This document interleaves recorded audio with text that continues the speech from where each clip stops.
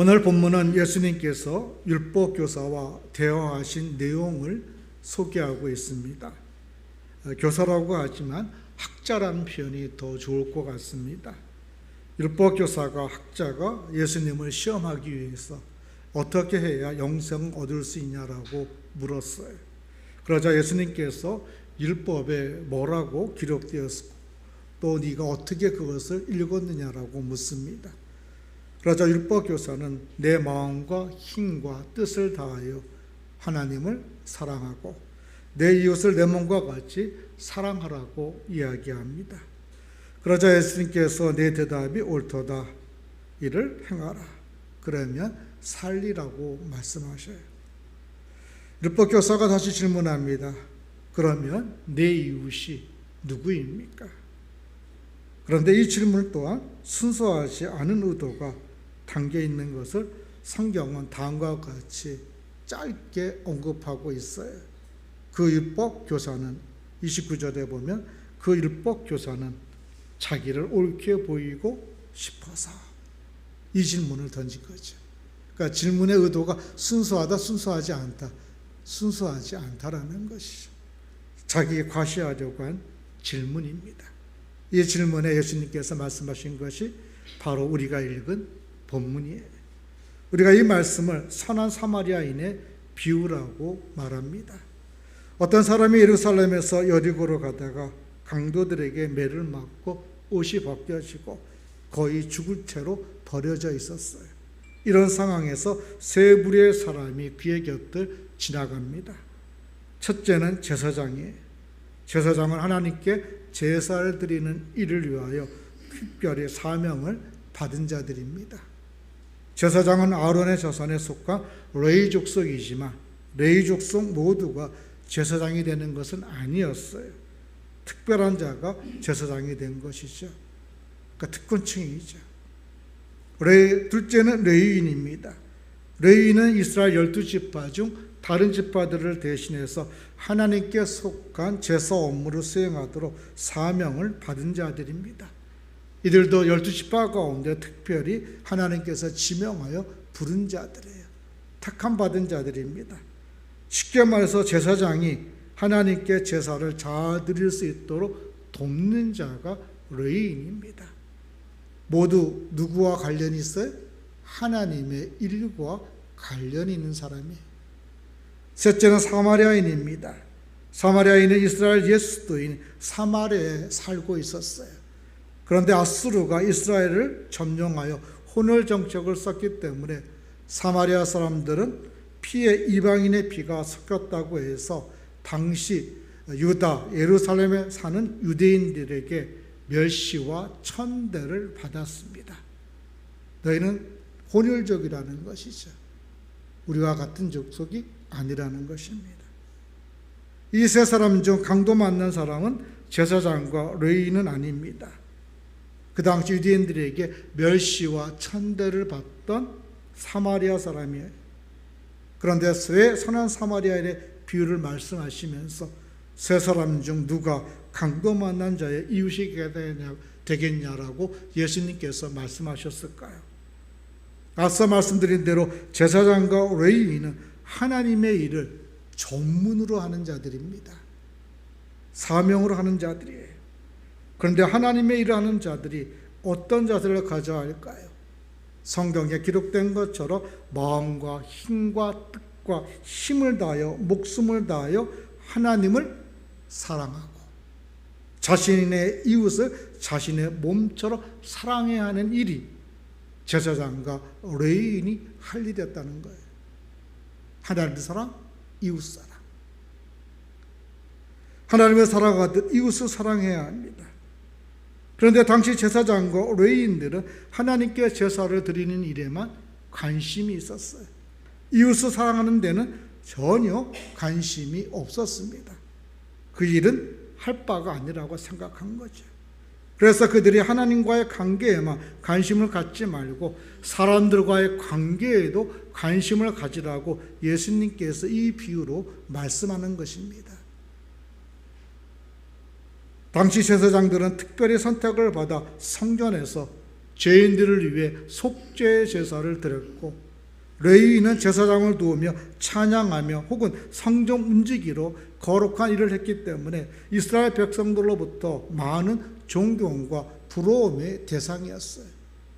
시편 84편 10절을 보면 이스라엘 백성들이 성전에서 일하는 것을 얼마나 사모하고 부러워했는지 이렇게 기록하고 있습니다.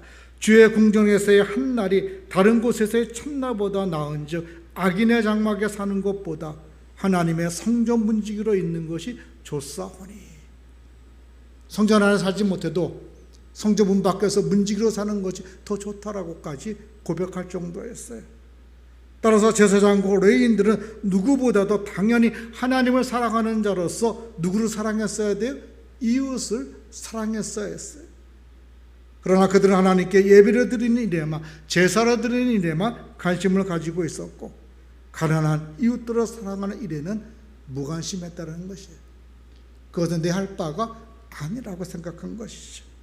오히려 그 특권 때문에 교만해져서 돈과 힘이 있는 사람하고만 가까이 지내고 힘 없는 사람들은 무시한 것입니다.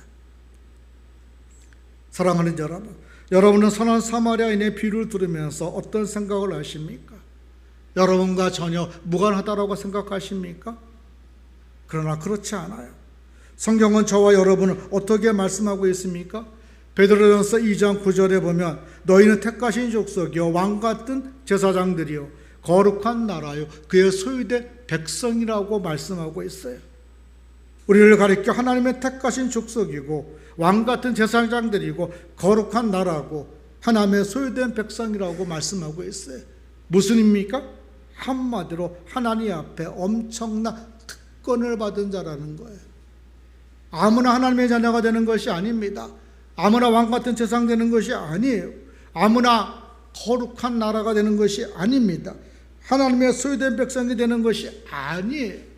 하나님께서 특별히 택한 자만이 가능한 것입니다. 이 엄청난 특권을 가진 자들이 누구라는 거예요? 바로 저와 여러분이라는 것이죠. 예수님 당시 제사장과 레위인과는 비교조차 할 수 없을 정도로 특권을 가진 자들이 오늘 이 시대의 성도들입니다. 예수님 당시 제사장과 레위인들도 이런 특권을 갖지 못했어요. 구약시대의 제사장들은 하나님 앞에 마음대로 나아갈 수가 없었습니다. 그러나 우리는 오늘 아무 때나 하나님께 나아갈 수가 있어요. 기도할 수가 있습니다. 더군다나 우리는 하나님의 자녀로서 특별한 권리를 가지고 있습니다. 양육천국권과 재산 상속권을 가지고 있어요. 하나님 나라, 하나님으로부터 우리는 양육천국권을 행사할 수가 있습니다. 하나님께서 우리를 자녀 삼으셨기 때문에. 그리고 하나님 나라 상속권이 우리에게 있어요. 이처럼 우리는 하나님께 엄청난 은혜와 복을 받은 자들이기에 이웃을 돌보아야 할 책임이 있는 것입니다. 받은 게 있기에. 한동안 노블리스 오블리제라는 말이 유행한 적이 있었어요. 이는 고귀한 지위에 있는 인사들은 그에 상응하는 사회적, 도덕적 의무를 져야 한다는 것이죠. 세상적으로 지위가 높은 사람, 성공했다고 하는 사람, 부를 가진 사람, 은혜를 받은 사람, 사회에 자신의 의무를 감당해야 된다는 것입니다. 자기만을 위해서 살아서는 안 된다는 것이죠. 오늘 우리 그리스도인이 그렇습니다. 우리만을 살아서는 안 돼요. 하나님으로부터 받아 하나님의 자녀라는 특권을 가졌기에 그 특권에 부응하는 의무, 이웃을 사랑하는 일에 수고해야 돼요. 그러면 우리가 사랑해야 할 이웃은 누구일까요? 엄밀한 의미에서 이웃은 나 자신을 제외한 모든 사람을 가리키기 때문에 우리는 모든 사람을 사랑해야 돼요. 어휴, 한숨 나오시죠? 한 사람도 아니고 내 가족도 힘든데, 내 형제도 힘든데 모든 사람을 사랑해야 된대. 그러나 본문에서 어떤 사람이 강도를 만났다는 것은 인생에서 어려운 때를 맞이하여 누군가의 도움을 받아야 하는 상황에 있는 사람을 의미합니다. 어떻게 하면 가서 이와 같이 우리가 그들을 사랑할 수 있을까요? 우리가 본문을 통해서 그 방법을 발견할 수 있기를 원합니다. 가서 우리도 이와 같이 하려면 첫째, 불쌍히 여겨야 합니다. 무엇보다도 불쌍히 여기는 마음을 가져야 돼요. 우리가 본문을 읽고서 알고 있지만 강도를 만나 거의 죽게 된 사람을 본 것은 사마리아인만이 아닙니다. 그보다 먼저 누가 봤죠? 제사장이 봤고 또 누가 봤죠? 레위인도 봤어요. 그런데 그들은 그냥 지나갔지만, 멀리 피해갔지만 사마리아인은 그냥 지나치지 않았다는 것입니다. 왜? 다른 사람은 그냥 지나쳤는데 유독 사마리아인만은 그를 돌봐주었을까요? 성경은 이렇게 얘기합니다. 그 이유를 본문 33절이에요. 함께 읽겠습니다. 어떤 사마리아 사람은 여행하는 중 거기 이르러 그를 보고 불쌍히 여겨. 뭐가 나오죠? 불쌍히 여겨. 그를 보고 지나칠 수 없는 이유가 불쌍히 느껴졌다는 거예요. 여기서 불쌍히 여긴다는 말은 예수님의 마음을 표현할 때 사용되는 말입니다. 성경에 보면 예수님께서 복음서에서 우리들을 보고 불쌍히 여기시는 장면들이 마태, 마가, 누가, 요한복음에 나옵니다. 병자들과 앞을 보지 못하는 사람, 듣지 못하는 사람들을 고쳐주실 때 반드시 그 앞에 무슨 나라가 나와요? 불쌍히 여겨. 또 광야에서 배고픈 사람들을 불쌍히 여기셔서 먹여주셨잖아요. 오병이어 기적이 그거 아닙니까? 또 외아들을 잃은 가부를 주님께서 불쌍히 여겨서 그 아들의 목숨을 건져주셨잖아요. 예수님께서 우리를 불쌍히 여기시기 때문에 우리의 죄를 짊어지시고 십자가에 달리신 거 아닙니까? 예수님께서는 우리 한 사람 한 사람을 불쌍히 여기십니다. 그리고 사랑해 주셔요. 죽음에서 우리를 거주신 예수님께서는 우리를 불쌍히 여기시는 분이라는 사실을 우리가 잊어버려서는 안 됩니다.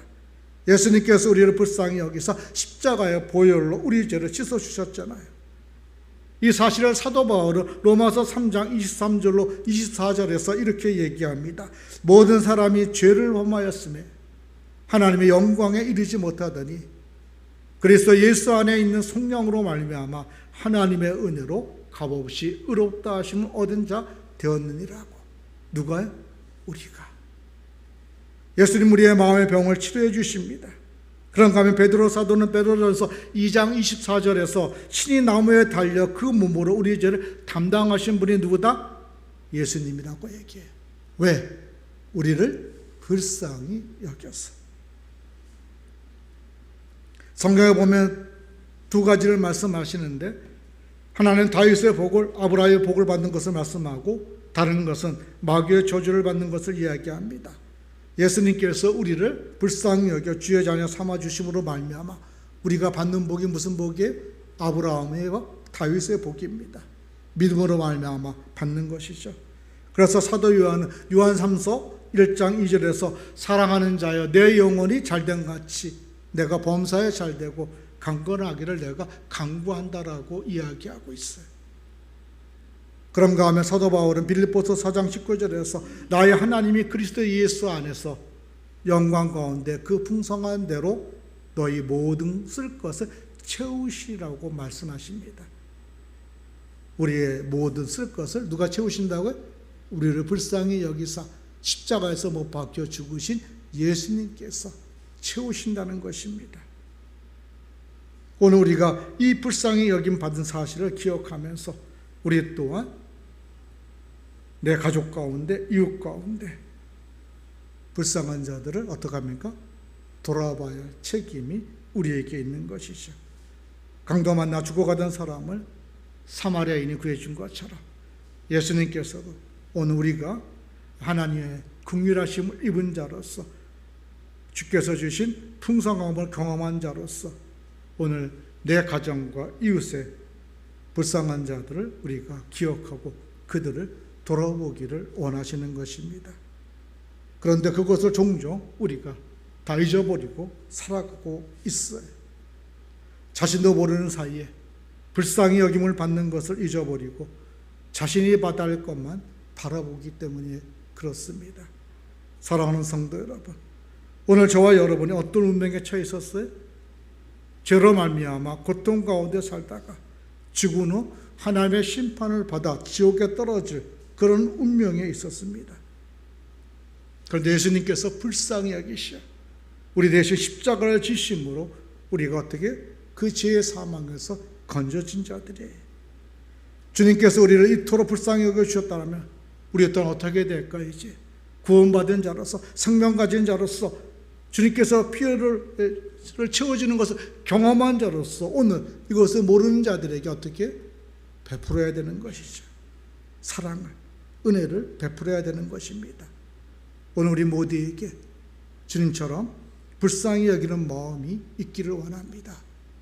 먼저는 내 가족에게, 그리고 형제 자매에게, 그리고 이웃들에게도 이 은혜가 함께하기를 주의 이름으로 축원합니다. 가서 우리도 이와 같이 하려 하면 둘째, 가까이 가서 도와주어야 합니다. 사마리아인은 강도 맞는 사람을 보고 불쌍히 여기는 것으로 끝나지 않았습니다. 성경에 보면 가까이 가서 도와주었다라고 기록하고 있어요. 본문 34절에 보면 가까이 가서 어떻게 했습니까? 기름과 포도주로 상처에 붓고 싸매주고 또 자기 짐승이 어떻게 합니까? 태워 주막으로 데리고 가서 돌봐주었습니다. 불쌍히 여기는 것으로 끝나지 않았어요. 가서 돌봐주었습니다. 이튿날까지 돌봐주고 어떻게 했습니까? 2데나리온이나 내어놓으면서 자기가 떠난 후에 돌봐달라고 주막 주인에게 부탁했는가 하면 혹 오버하면은 자기가 돌아올 때 어떻게? 잘못하면 남편들이 이렇게 하면 아내한테 뭐라 하더래? 오지랖도 넓더라고. 도와줬으면 끝냈지. 뭐 돌아올 때까지 하냐고.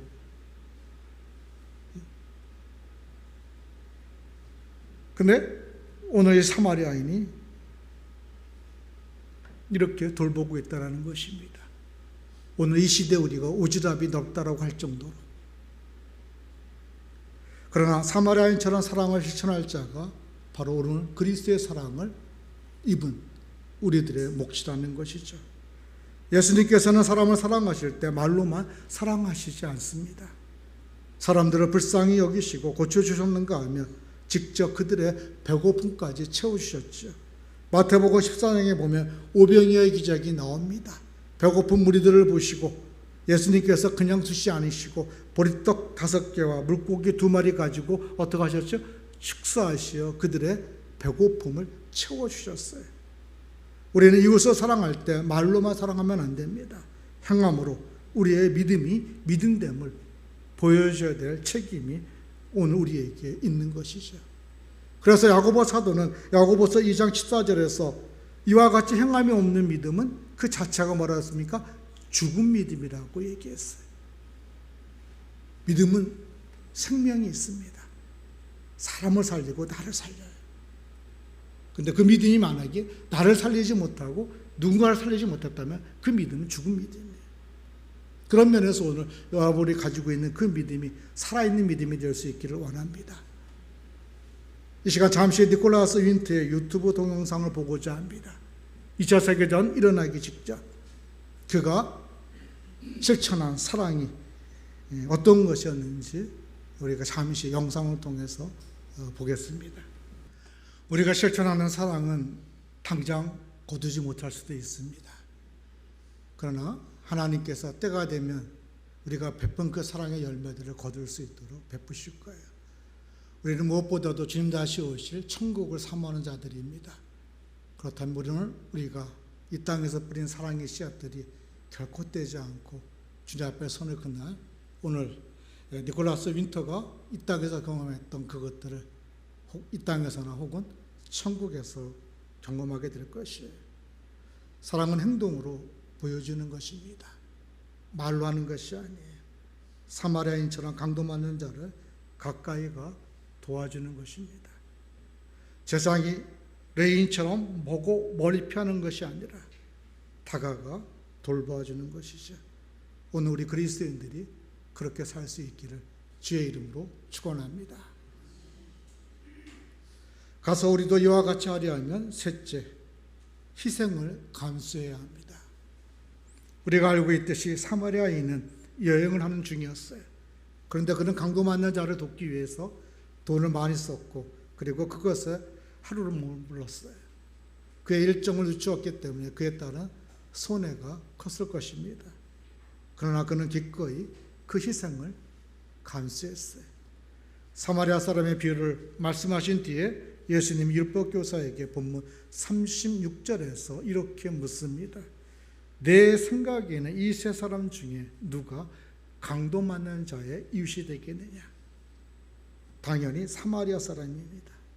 그러나 율법교사는 사마리아 사람이라는 말을 입에 올리기 싫었어요. 그래서 뭐라고 얘기하는지 아십니까? 자비를 베푼 자. 그러자 예수님께서는 가서 너도 이와 같이 하라고 말씀하셨어요. 하나님은 아는 자가 그래요. 모르는 자가 그러는 거 아닙니다. 지금 이 시대의 비극은 하나님을 아는 자로 인해서 많은 사람들이 아프다는 거예요. 아는 자들로 인해서. 율법교사의 관심은 누가 자기 이웃인가를 규정하는 데 있었어요. 그러나 예수님의 관심은 이웃이 되어주는 데 있었습니다. 관점이 완전히 다르죠. 율법교사는 자기중심이 된 관점이라고 한다면 예수님은 강도를 맞는 사람 중심이 되는 관점이었어요. 우리 역시 이웃과의 관계를 율법교사와 비슷한 관점에서 생각합니다. 내 관점으로 상대를 봅니다. 주관적으로 세상을 판단해요. 그래서 내 편과 너의 편으로 나눕니다. 마치 조폭의 의리와 비슷한 것이죠. 그래서 끼리끼리 어울려요. 그리고 이것이 숙명이 되고 맙니다. 우리 편이 아닌 대상은 부정하든지 무시하든지 배척해버려요. 이런 삶의 태도가 국제정치나 사회적 차원에서뿐만 아니라 일상에서도 가정에서도 깊이 뿌리 박혀 있다는 것입니다. 자녀들이 내 뜻대로 내 생각대로 움직이지 않으면 어떻게 해요? 너는 내 자식 아니야. 조금 현실적으로 생각하면 율법교사의 수준으로 사기만 해도 그런 대로 괜찮습니다. 왜냐하면 이웃에 대한 관심이 그 생각의 바탕에 깔려있기 때문이죠. 율법교사가 예수님의 질문에 대답해서 인용한 두 번째 성경 구절이 레위기 19장 18절을 보십시오. 뭐라고 써있냐면요. 원수를 갚지 말며, 뭘 갚지 말며?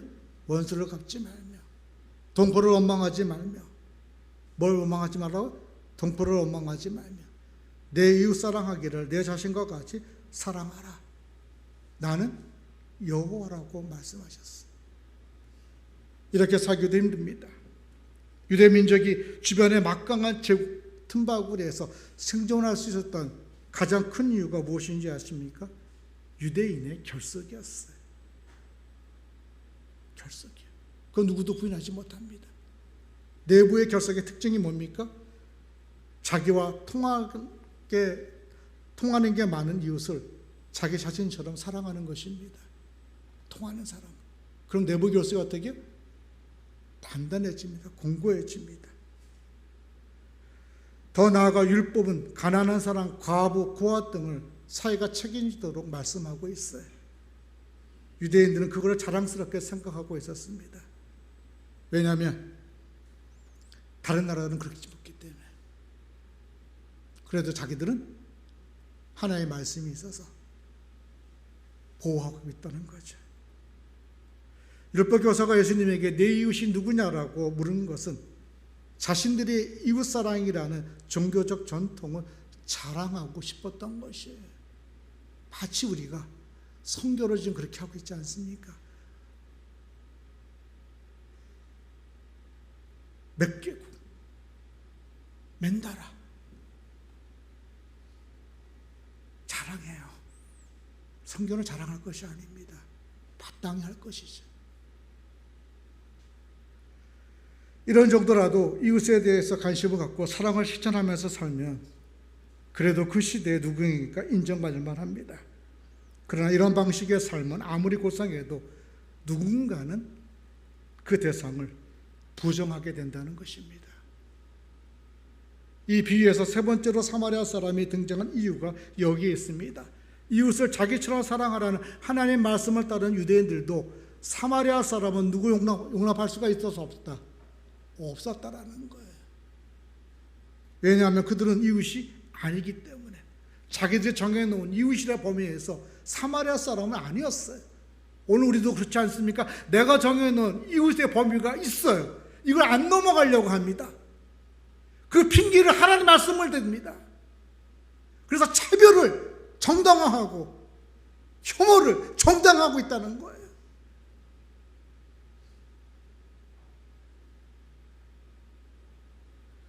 이런 사고방식이 고착된 세상에서는 왕따 현상이 일어날 수밖에 없어요.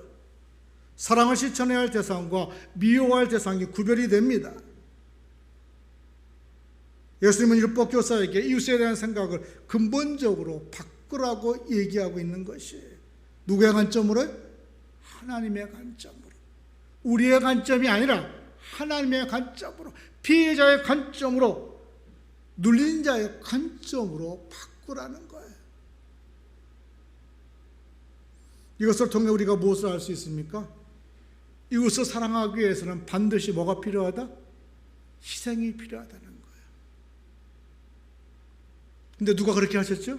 하나님께서 그렇게 하셨잖아요. 우리를 사랑하사 누구를 십자가에 못 박았죠? 독생자 예수 그리스도를 십자가에 못 박았잖아요, 여러분. 그것을 우리 믿고 있는 자 아닙니까? 그로 말미암아 구원받은 자 아닙니까? 그렇다면 우리가